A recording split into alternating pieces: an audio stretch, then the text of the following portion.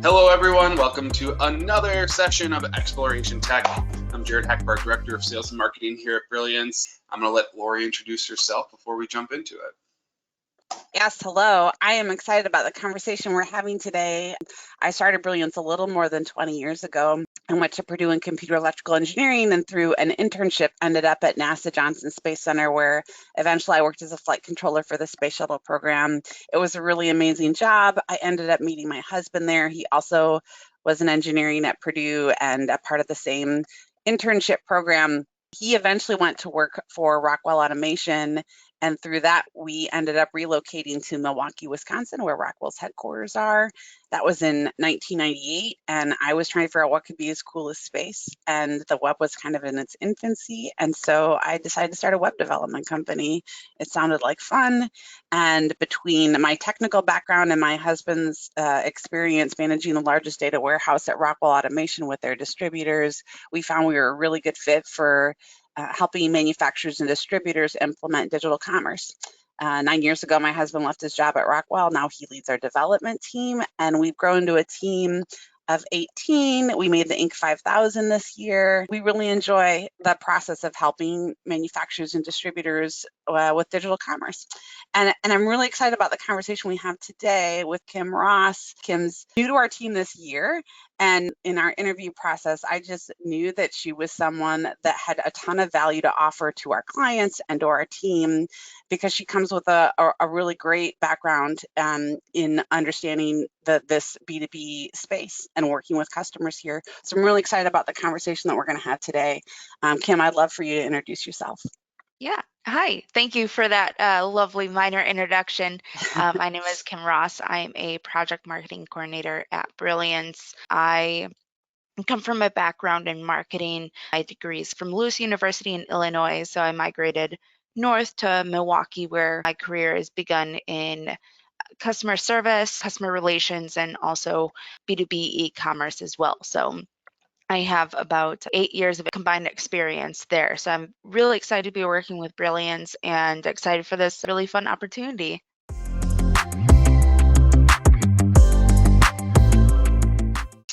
All right, Kim, based on previous experience, from a process perspective, a feature perspective, what would you recommend to people who are considering how do I improve? Yeah, so there's a lot of things to consider when you're looking to improve your site and improve your business. One thing is listening to the customers. Using the voice of the customers is a really big buzzword right now, VOC, and really understanding what the customer's needs and wants are, and kind of filtering that into your e-commerce experience. So similarly to how Brilliance has their customer advisory board is what I would recommend for our clients or even future clients to do is bring together a few different of your top customers into a group and brainstorm some different things that's going on with the website, what's working well, what needs to be different, and what they're looking for in the future. So really focusing on what your customers' needs and wants are and kind of going from there.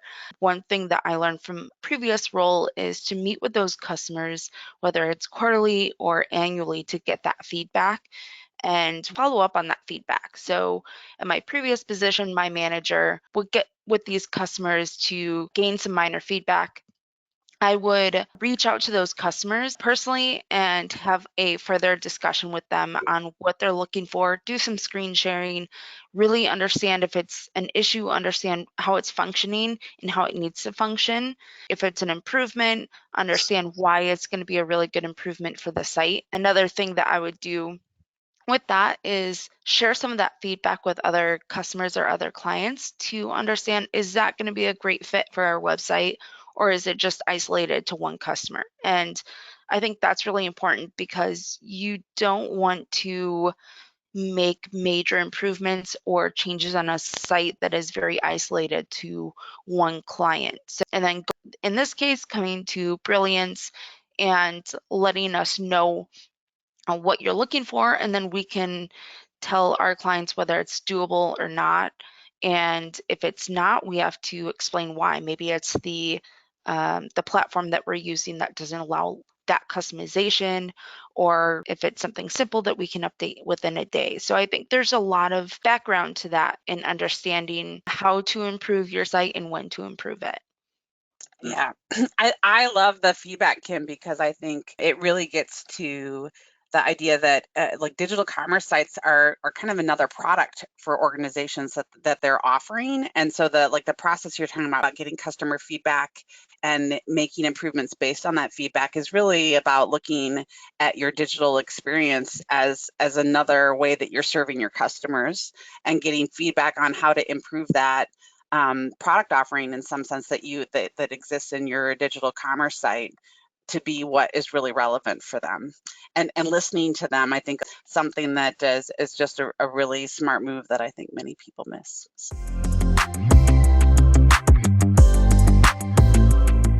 You worked with Brewer Sewing on a redesign project, and we've been hearing great feedback from them about how happy their customers are with it. Can you share some lessons learned from that project?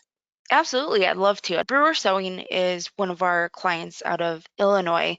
And one thing that they expressed is the site was a little outdated. And so our designer, Kaylee, and I worked together to go through the site to understand what updates we think that it needs before working with the brewer team and understanding some other things that they're looking for. And then we were able to kind of compare ideas to find out if we're on the same page or if it's some things that they didn't consider or we didn't consider. One major thing that or a few major things that we did that stand out the most is we organized the menu a little more, because I think before it was center aligned. And so we left aligned everything to make it easier to read for customers and easier to organize.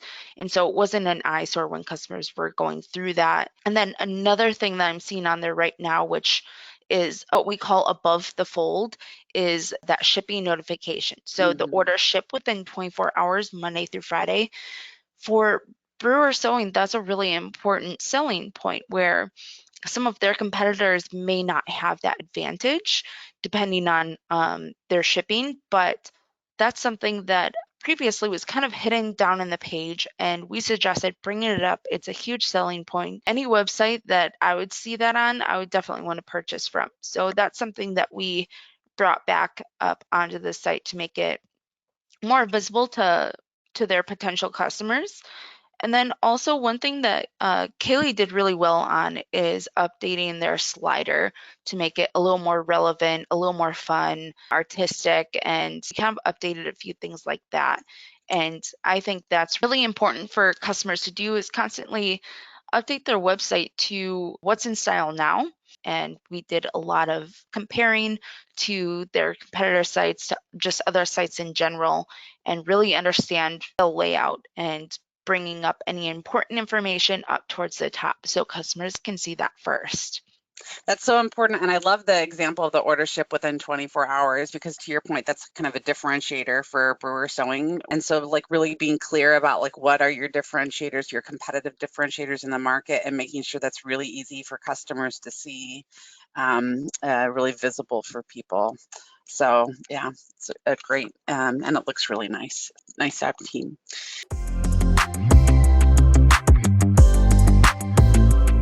What are things that clients frequently overlook in the process of improving their site? Yeah, and that's a really good question. The first thing is the path to purchase. And by that, I mean customers, when they know what they want the least amount of clicks possible to get that item or that service straight to the cart.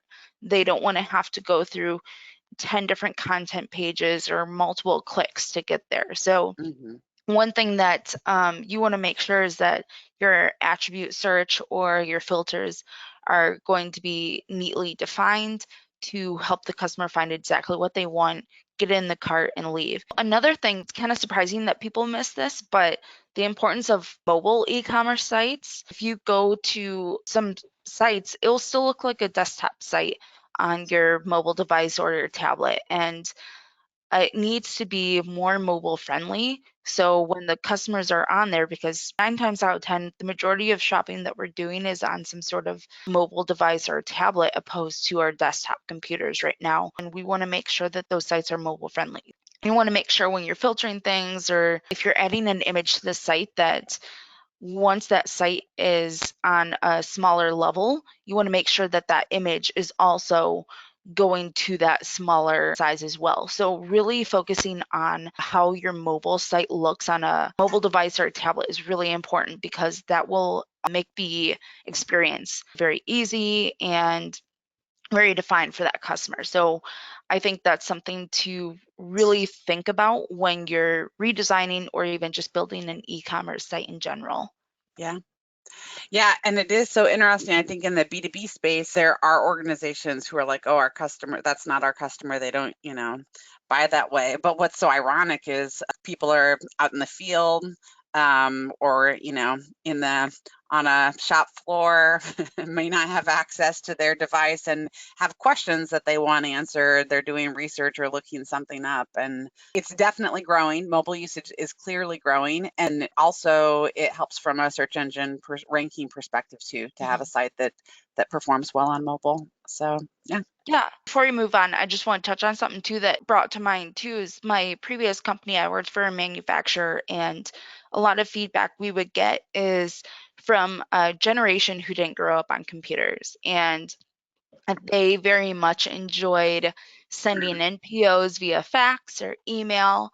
And what we have to keep remembering is that was our audience then, but the next generation, whether it's like a small mom and pop shop that's coming in, the sons or daughters or other family members are going to take that over. They're not going to want to fax their orders anymore. So that's also something that if you think that your customers aren't using e-commerce now, you still want to kind of put it on the future aspect, that that generation isn't always going to be purchasing in the future. We're constantly moving forward. That's a great point. Yeah, absolutely. The younger generations are definitely ones that we need to keep an eye on as they move into more prominent roles as buyers within organizations. So definitely good insight and feedback.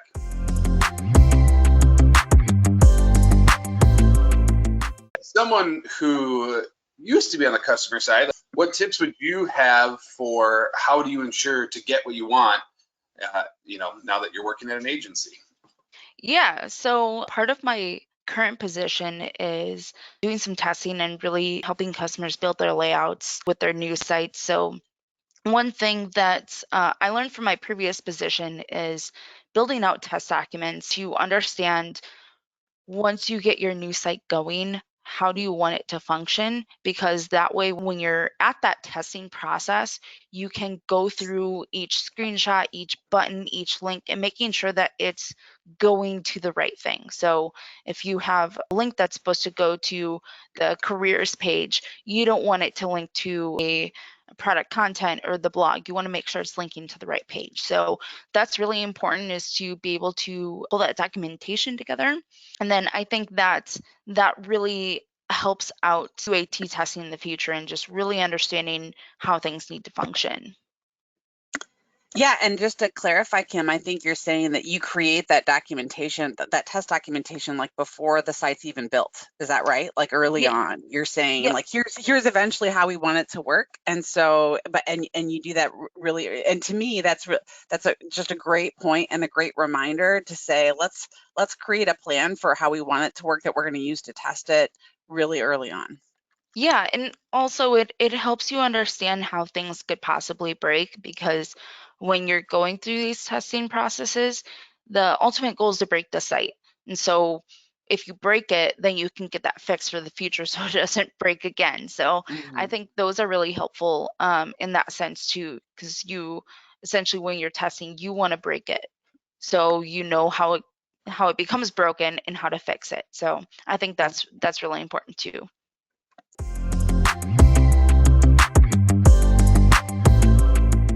Continuing on the topic of test documentation, what best practices would you recommend for the creation of a feature and that test documentation?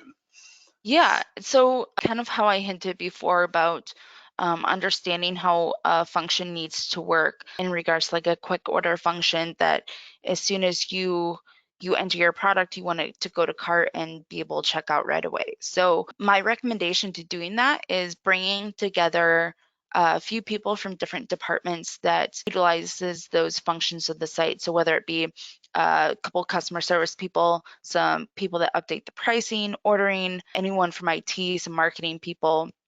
And that way you have a well-rounded group of people that can create that documentation. That way you're not going to forget a certain part of the website. You're not going to forget someone that might be affected by this. And I think as long as you can build that well-rounded group, everyone will be on board, and hopefully in the future, nothing will be forgotten about. Sometimes things do bypass the group, but I think as long as you have like a core group that can bring that documentation together and agree on everything, the more seamless the process will be.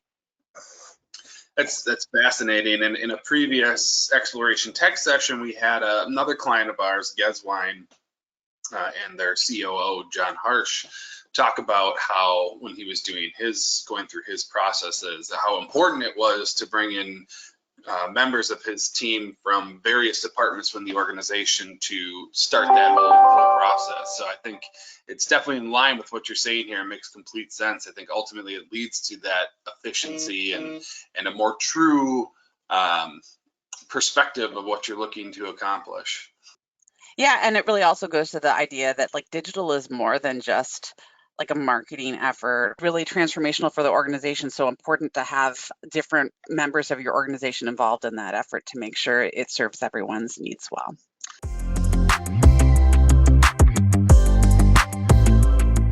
Kim, I'm going to take us in a different direction. So, like, you graduated with a degree in marketing, and yet, well, I shouldn't say and yet, but like, I'm guessing, you can correct me if I'm wrong, but the stuff you're doing now is probably some different skills than you learned in school, right? So, how did you gain those skills along the way? Like what advice would you give to others who like want to work in this space and want to be learning these digital skills?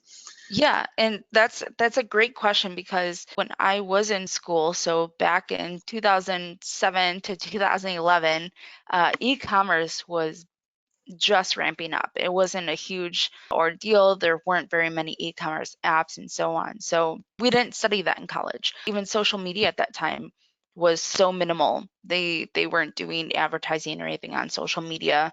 I think the first social media class at Lewis University didn't come out until my graduating year. So at that point, for me, that education had gone right past me. I didn't have an opportunity to study that. So with an ever-growing market in marketing and the businesses that we work with, the best advice that I have is to constantly raise your hand to work on certain projects, to get involved, because at my previous role, I was 50% e-commerce, 50% account management. And for the majority of the time there, my e-commerce role was mostly just fixing any issues and making sure that customers were having a good experience on the site. So I was able to help the redesign of our e-commerce sites because I constantly raised my hand to be involved in new projects and new tasks. Like, even if I wasn't super excited about that task, I knew that would lead me into something that I was more interested in. And so that's something that I would definitely recommend to people that are looking for a different change, whether you went to school for marketing, maybe digital. Just keep raising your hand if you want that change. Also, really insert yourself into training opportunities. One thing that I did is I found that B2B e-commerce online conference down in Chicago, that I presented that to my manager at the time, let him know, hey, I think that this can help us. And I would, as long as I can bring something back that's useful, I would like to do it again. And so I was able to do it 2 years in a row because it's something that I had passion for. And you bring those ideas and that education that you gain and you share it with others to let them understand how it can help maybe a future role, your current role, and just really insert yourself into those opportunities. Another thing that I did, because I knew that I really enjoyed the e-commerce experience and that realm of things, I seeked out my own educational opportunities. So I would go on YouTube and look up different webinars, something like this, and understand the pros and cons and what best practices were. I did some courses on LinkedIn that that were offered. And I learned a lot from that and be able to put myself in more of a well-rounded position. And I think anyone who's looking for different changes, whether it's in the marketing realm or even just in other aspects of their career that may not be a prominent opportunity for you now, just really insert yourself into those projects, into your tasks, and make yourself a leader for those things, because the more educated you are, the more of a leader you become for those, and people look up to you and they'll recommend you for things, and that way it'll just really open up your mind. Like for me, I was able to get a position at Brilliance where if I never did any of those things before, I wouldn't be here. I'd probably be in account management still, which is great, but I have more of a passion towards the e-commerce part of marketing. So I'm really happy to be here. I love it. And I'm sure everyone hearing you, Kim, well, probably knows why we hired you because any company is going to want to work with someone who is like, yes, like I want to learn more, and who is proactive about, and the reality is in digital, it's such a new industry on the whole. And it's constantly changing. There's new information all the time. So we all kind of have to take a position of being learners and seeing how we can educate ourselves, regardless, in some sense, of how long we've been in this space. So yeah, really great advice.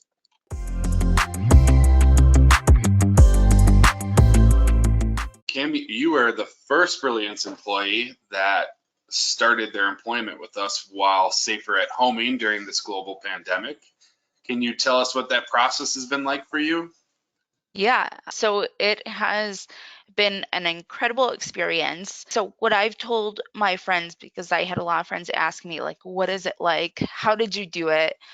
One thing that I really enjoyed with Microsoft Teams is I did not have to memorize face to names to roles, because every time I logged in, there it was. I didn't have to go searching for where someone sat in the office.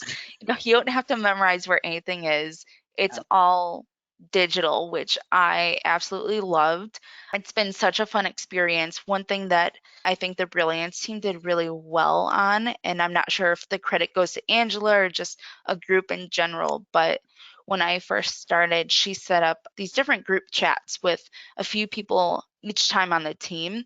And it was a really good way to get to know people on a personal level, because when you're working from home, I think you kind of lose that connection with people just because you can log off real quickly and just forget everything that happened that day. You don't have to see people in person. Being a new employee, those minor group chats really help me relate to others. And I know that we also do virtual happy hours and game nights and the lunch chats and stuff, which are extremely helpful, I think, to kind of keep us together as a group, but also just to keep us a little more sane I mean, I know some people are living alone, some people have kids. It's like, you just want to see like a good friendly face every now and then. So I think that has been really helpful. Also, starting out working from home, I feel like really eliminated any anxieties that comes with being the new person at a company, because I feel like it's so much easier to ask a question, and then the person, whether they're busy or not, they'll get back to you because it's on a chat. It doesn't have to be answered immediately. You can call someone if it is something really important. And I think doing the whole work from home thing has really eliminated those anxieties. So it's almost been probably the best experience that I've ever had being onboarded to a new company. So I mean, I definitely recommend it for anyone. Coming to Brilliance, it's been great. Also, props to Eric and Brendan, who had a really good onboarding process for me as well. They had some really good documentation laid out, which I'll probably go a little bit into that a little further later, but it's been having that documentation laid out and having that like in-person onboarding meeting also with Dave and Eric my first day was really helpful as well.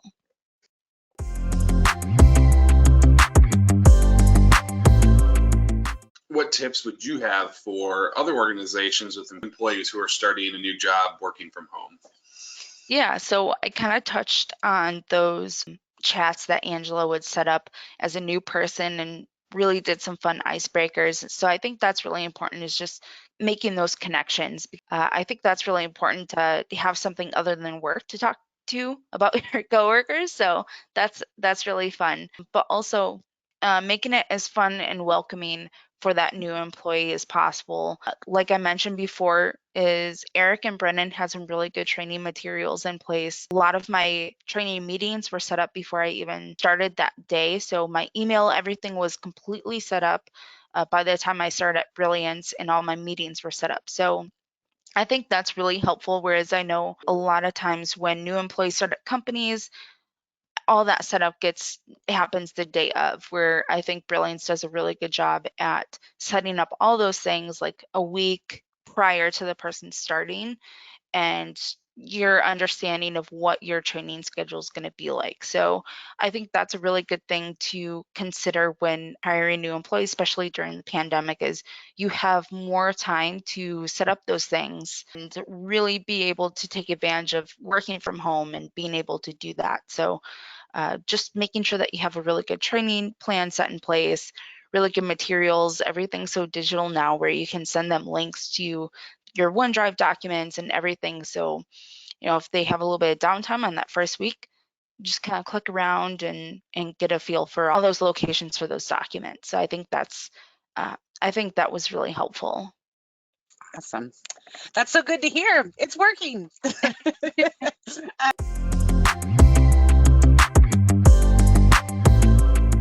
At Brilliance, we have two different teams within our operations team. We have one team that's focused on site replatforms and another team that's focused on ongoing improvements for customers as a part of our success plans.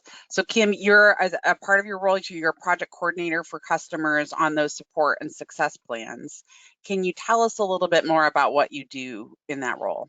Yeah, I like to think my role is pretty exciting. With a lot of our customers, we go through redesigns and site builds, and what I get to do after all of those projects are complete is to continue supporting our clients. So I work on the support side, where if the customer or client has further improvements that they would like to make, I'm able to work with developers or Kaylee, our designer, to make those new improvements or features in place. Also, if any hot issues come up, so the site is down, quick orders not working, I jump on that with our developers and work to get that fixed as quickly as possible.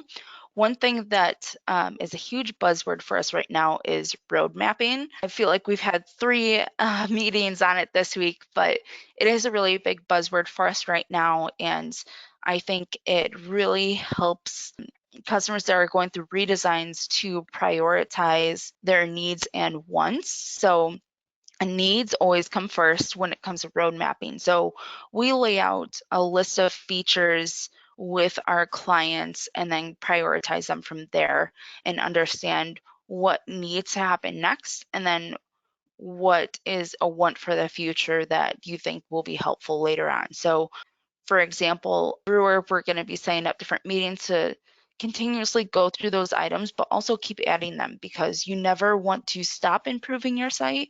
You want to, like I mentioned before, continuously make it relevant to what your customers are needing and wanting. So I think roadmaps are really great to have all those things listed out for your clients or for your customers to continuously making those improvements. So I think those are some really big things that that we work with our clients on. That's a really big part of my role. Yeah, I love it. I mean, it kind of comes full circle to what we were talking about at the top in terms of talking to your customers about what they want, on what changes they'd like to see on your site. And I think for every organization today, they should be thinking about how they're really continually making improvements to their site and thinking about like what's next to make that experience better for their customers. So I am thankful for the work that you do, Kim, and I know several of our customers are as well. Thank you.